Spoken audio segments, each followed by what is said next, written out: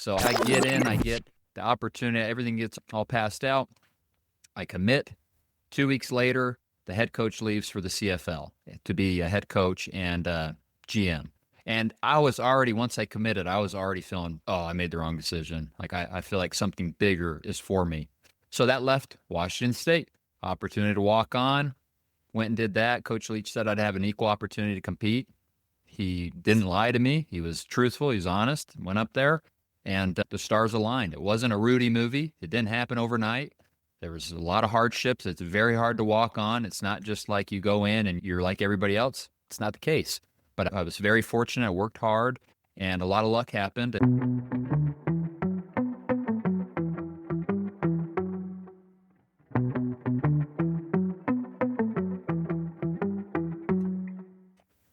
Welcome back to the Significant Coaching Podcast. I'm your host, Matt Rogers. Before we jump into today's incredible conversation with one of the most decorated D1 quarterbacks in the history of college football, I want to pause and ask a quick favor. If you haven't already, please click that subscribe button, leave us a rating, and drop a quick comment. Here's why that matters. Every subscription, every star rating, and every review helps this podcast reach more coaches, athletes, and parents who need these conversations. In all honesty, it lets me know that these conversations are making a difference and there is value in continuing to promote college athletics, mental health, and recruiting strategies to our listeners. In reality, it's what keeps this show growing and allows me to bring you more amazing guests. If you believe in what we're building here, help me keep it going by subscribing and sharing your thoughts. I promise it'll take 20 seconds. And remember, you can learn more about me at CoachMattRogers.com. That's where you'll find past podcast episodes, weekly blogs, my recruiting books and classes, and even details on how to schedule me to speak at your school or organization. Now, speaking of amazing guests, Luke Falk has an incredible story to tell. From walk-on at Washington State to record-setting quarterback, to his time in the NFL, and now coaching and writing his brand new book, The Mind Strength Playbook. Luke has lived the highs, the lows, and everything in between. And today, he's here to share what it really means to develop mind strength and why mental wellness and performance go hand in hand. This is a powerful conversation, so let's get into it. Here's part 2 of my conversation with Luke Falk. I am so excited to talk some recruiting with you because you had a very unique route to Division I football and the NFL. Talk a little bit about what that journey looked like for you when you were 16, 17 years old. Yeah, windy path. I'll try to give you the Spark Notes version. Went to Logan High School, was in a system. I had an older quarterback who was DJ Nelson. I had his younger brother named Chase Nelson, who was a freshman. I was a sophomore. And DJ and I we were splitting time. So my dad, he's, you know what, you're in a full Nelson. We need to get you to a school where you're going to get an opportunity to go play. And at that time, we're living in Logan, Utah. He didn't feel like I would get enough recruiting. There wouldn't be enough foot traffic, influenced by some quarterback coaches who planted that seed in his mind. So moved to California as a family, go to Oaks Christian. It's Hollywood High. Everything was great. Just kidding. Nothing was great, really. It was friction the entire time. Go play, don't do well.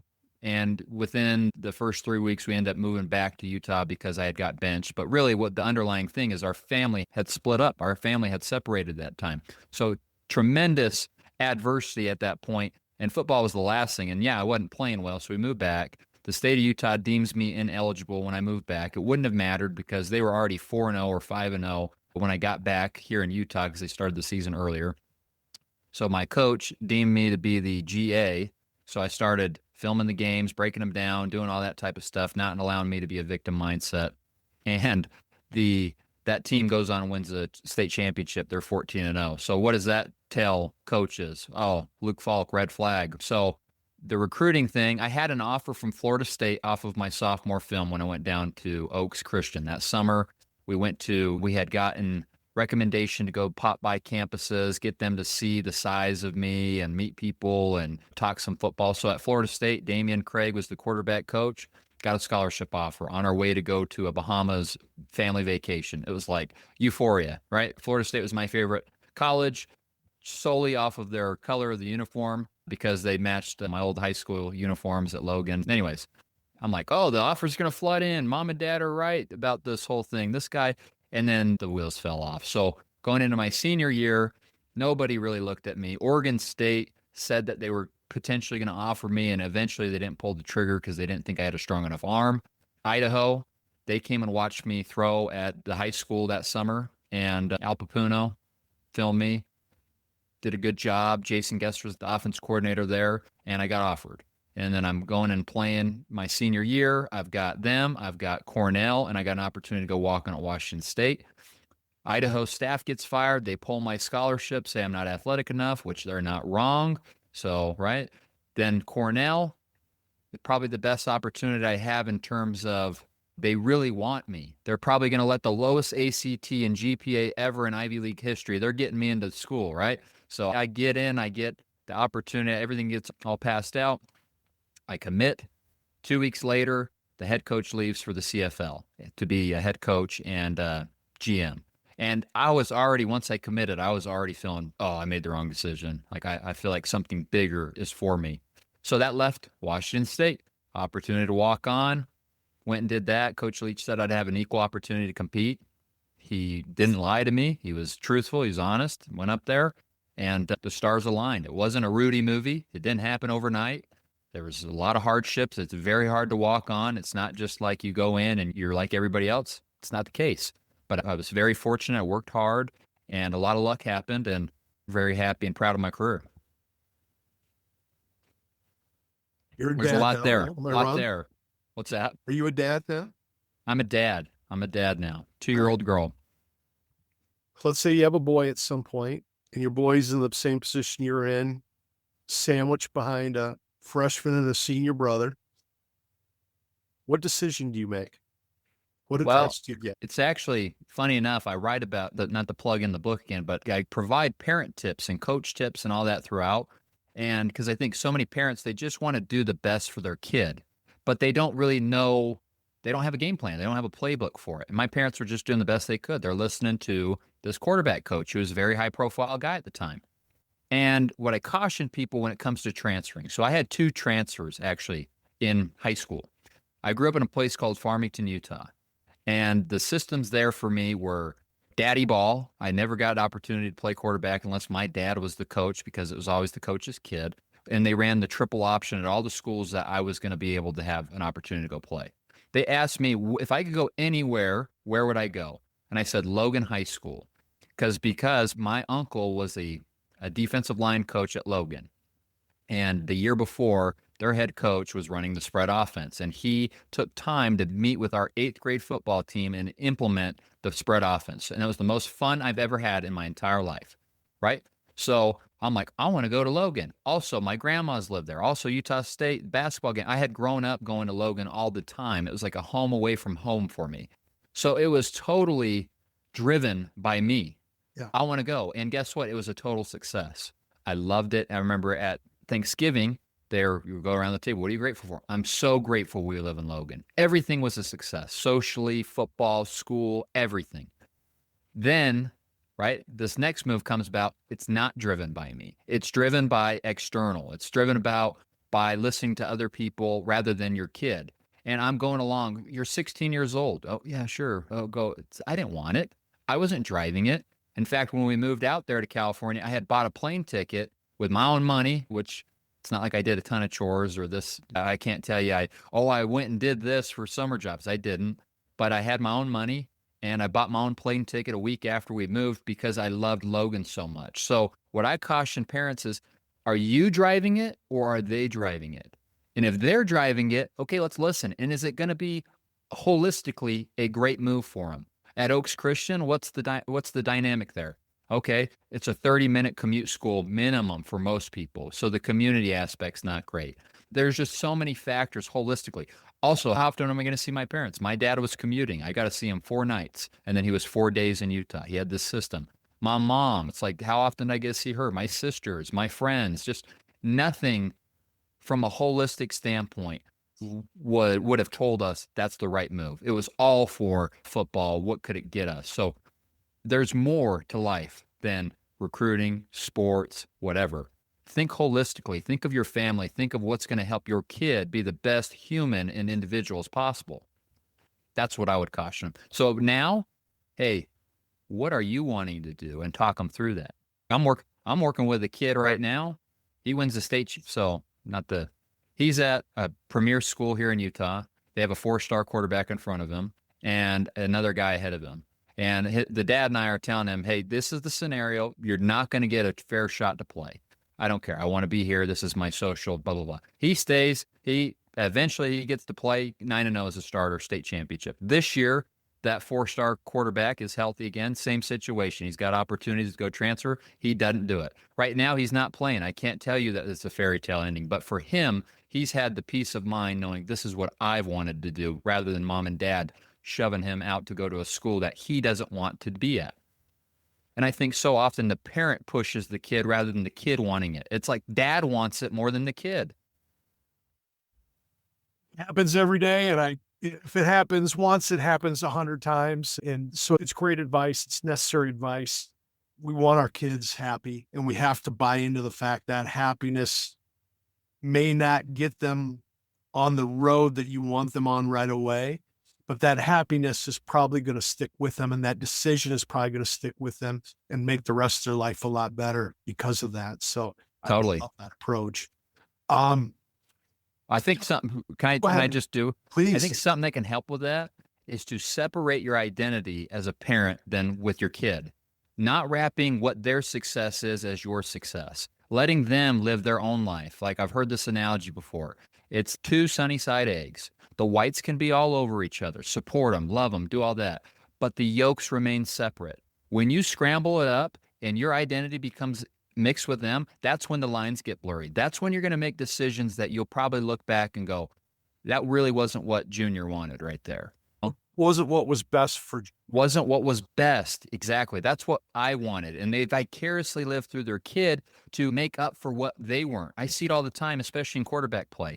Like this kid, I'm not obviously not naming names here. It's like, I watched this dad drive his kid at 9 years old and invest everything in it. The dad's living vicariously through the kid because he didn't get that opportunity. He wasn't that guy. And that, to me, Carl Jung's got a great quote about like the greatest burden a child must bear is the unlived life of a parent. Right. And it's so true. It's so true. The greatest thing you do as a parent, have your own separate life. Be secure enough in who you are so you don't have to vicariously live through your kid and lift them up to lift you up. It's a huge weight for that kid.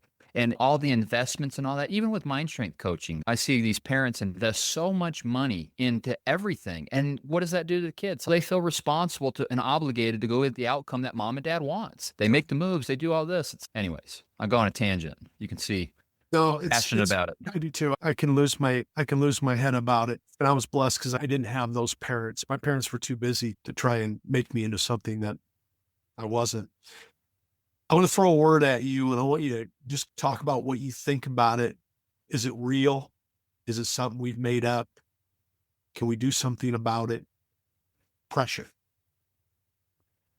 I think there is always going to be pressure. I think that what we've probably done with youth sports in general is, like I said, just put more pressure on the kid based upon what I was just saying. It's not only is it the kid wanting to succeed, but it's mom and dad needing them to succeed, especially with NIL, with all the promises of being in the stardom, the spotlight, all that stuff. So I think we've added more pressure by, and almost, I don't see it with every parent, but if you have a good outcome, you're loved. That's the message. If you don't have a good outcome, what are we doing? Love is withheld and it becomes conditional. So I think that adds more pressure. And I think it provides more insecurity for kids these days. And yes, NIL and all that, there's absolutely more pressure, right? It's like you're getting paid now. You're a professional. What is that doing? What are those things? And at that age, I don't think I would have been ready for it. In fact, in the NFL, it's like I probably wasn't even ready for it. I think there's way more pressure way earlier on. Like my agent that talked to me when I was a junior in college is now talking to kids as a junior in high school. That's not right. I agree. Yeah. I guess my concern with it goes back, and I'll put this in context. When I'm playing with little ones or my kids when they were little, and oftentimes they're going to fall down and they're going to cry. It feels like the end of the world. It feels, oh, my knee's skinned up and there's tears and it's pain. I learned a long time ago that I can get down at their level. If they're down on the floor, they're crying. I can get down and look at them and go, are you crying or laughing? I can't tell. And it's amazing how quickly those tears and that crying turns into a smile and a laughter, because they could see the smile on my face. I'm going, are you crying or laughing? I can't tell.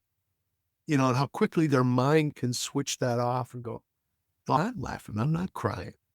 That pain, maybe that pain was all up here more than it was down here on my knee. Can we see pressure that way?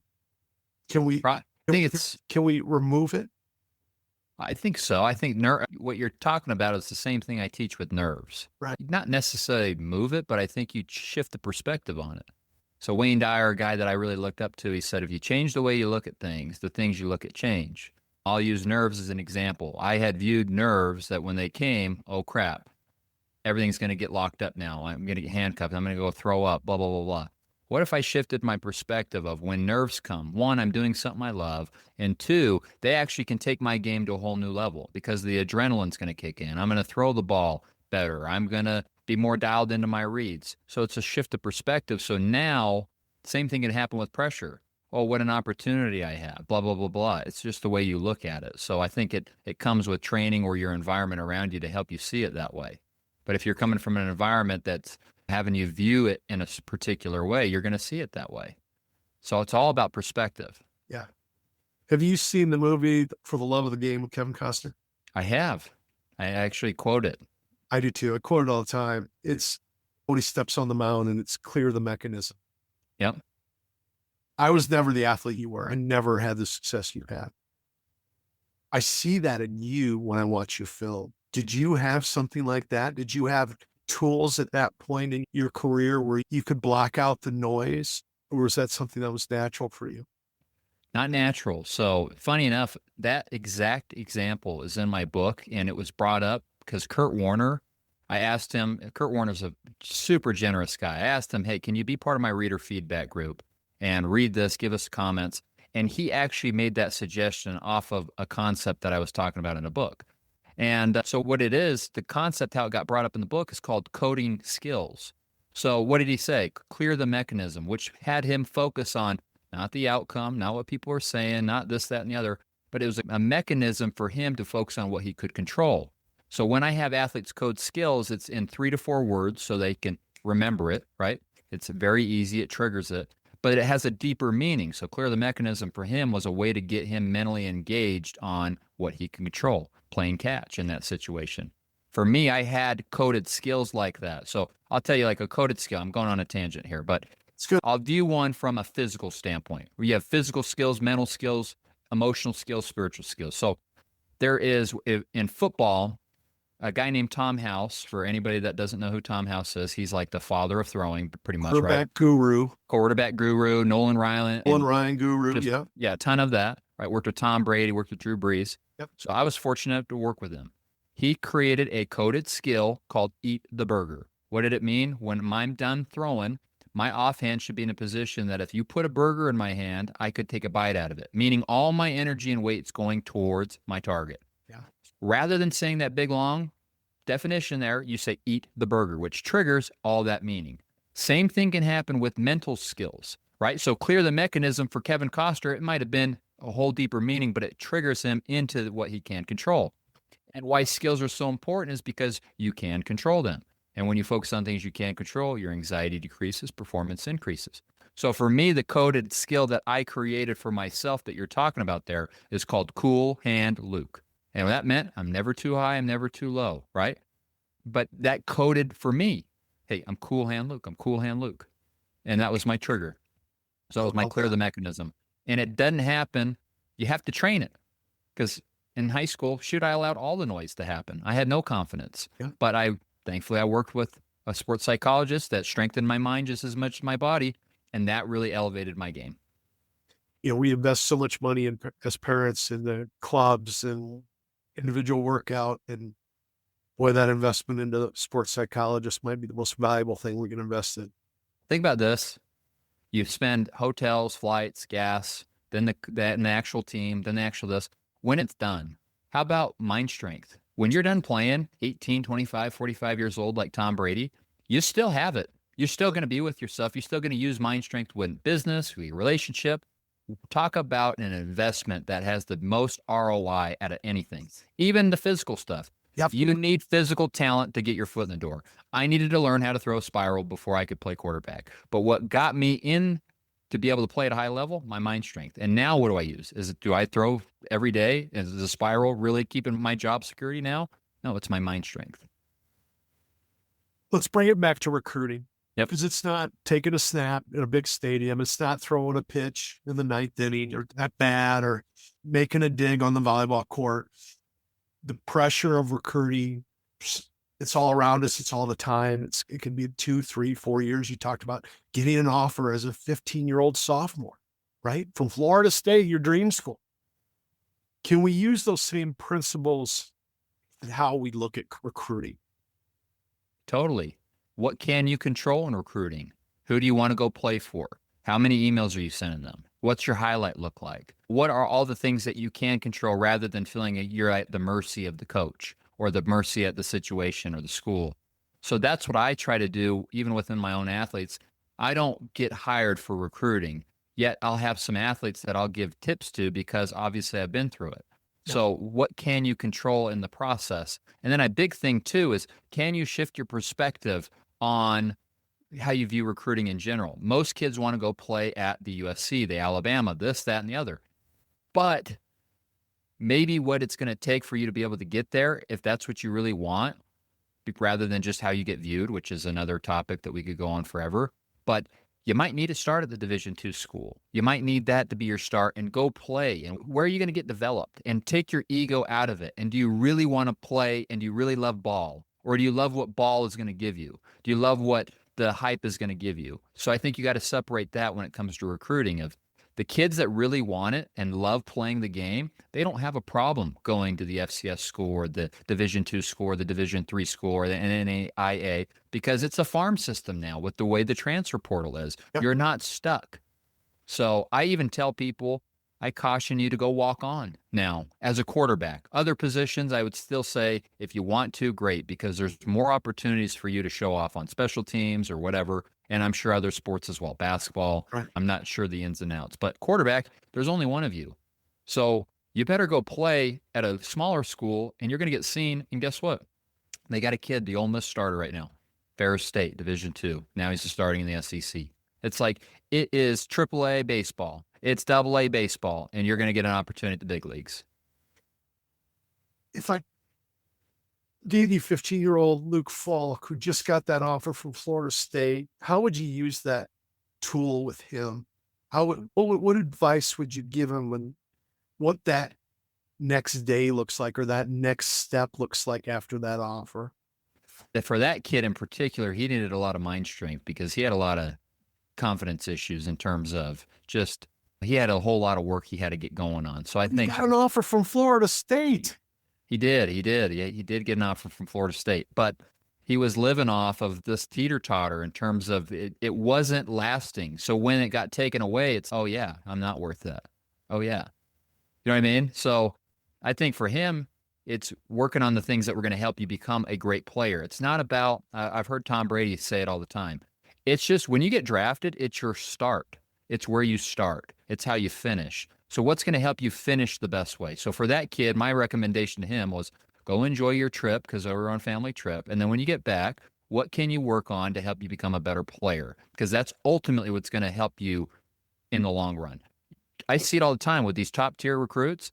Yeah. That's your start. Great. That's your start. You might get more opportunity. It's like getting more money invested in you.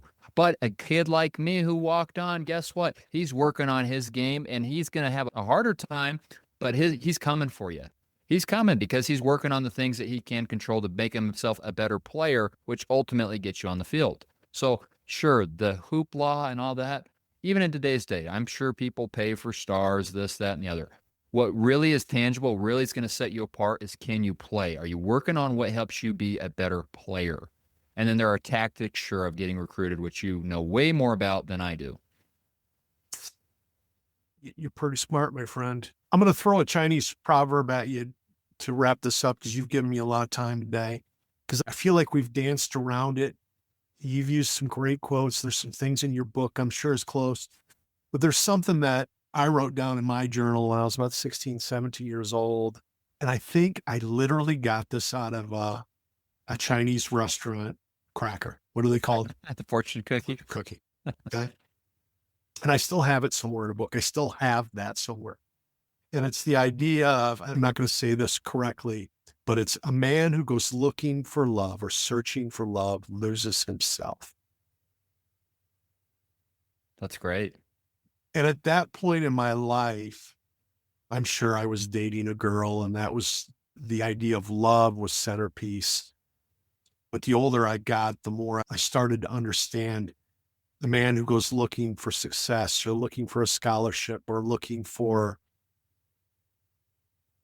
something, that Lamborghini Tangible. dollars, loses himself. Is there a part of that in your book, and is there a part of that in your career that you can give advice to families and kids? Yeah, I think it's kind of what we talked about prior of just where's your identity and knowing that you were enough with it. That it's like I heard Wayne Dyer say you can never get enough of what you don't need. All those things that you think will get you what you are looking for, they're empty. They won't. What you really need is that internal peace, that internal knowing that you're enough, that you love who you are, that you love who God created you to be.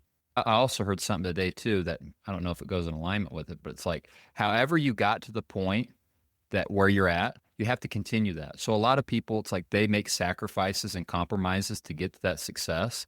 They're always going to have to jump through those hoops in order to sustain it. So why don't you build your foundation on things that are within your value system that you don't have to compromise who you are? So I think the greatest thing that you could do for your athlete or for yourself in general is how can you start the internal mastery? How can you get comfortable with who you are so you don't need anything in order to fill you up? That would be my advice. Thank you for taking my hot mess of a question and making it articulate. I knew you would, but Be sure throw those zingers at me. So I don't know if that made any sense. oh but, my gosh, it was exactly what I wish I could have said, and I knew you would. It goes back to that foundation. It doesn't matter if we're playing or recruiting or building a family or building a business or whatever it may be. Don't lose the path you're on and who you are. And if you don't know who you are, you got to figure that out first, or you're going to run into some real big obstacles down the road. That's a great point. It's you got to know who you are first. And quite frankly, sometimes that takes some life. I'm 30 years old. I'm still finding that guy out. I know him more. And like you said earlier, I don't know if it was on this segment or the last, but it's you need that experience. And sometimes the student, I love this still, it's like the teacher will appear when the student's ready. And sometimes you're not ready at 18 years old, 20 years old, 25 years old. And quite frankly, I'm 30 years old. I'm sure at 40, I'm like, shoot, I wasn't ready for that. But it's like the teacher will appear when the student's ready. And one of the greatest things that you could do, and maybe this message hits now, or maybe you listen to it 10 years from now, and you go, you know what? I need to rearrange how I view things. It's not about the status I can get. It's not about the success I can get. It's about who am I? What are my values? What's my mission in life? And let me work off of that. Luke Falk, you're an impressive young man, and you're going to do great things. And if there's ever anything I can do to help you or support you or market your book or market your message, you just holler and I'll be there. I appreciate it. This is a fun conversation for me. I'm looking forward to you sending me your book, and hopefully we can do this again. Anytime, whenever I can help you, just holler, my friend. Thanks, man. Wow, what an impressive young man, and what a great story and message. From NCAA Division I walk-on to NFL quarterback to author and coach, Luke's story is filled with lessons on resilience, leadership, and what it really means to strengthen the mind.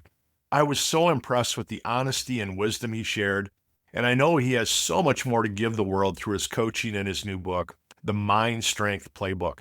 Make sure to visit CoachLukeFalk.com, LUKEFALK, to connect with Luke and pre-order your copy of the Mind Strength Playbook releasing October 24th. If you enjoyed today's episode, please take a moment to click that subscribe button. Leave us a rating and drop a quick comment. We'd love to hear from you.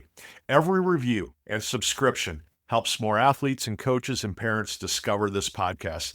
And it's what allows me to keep bringing you conversations like the one you heard today.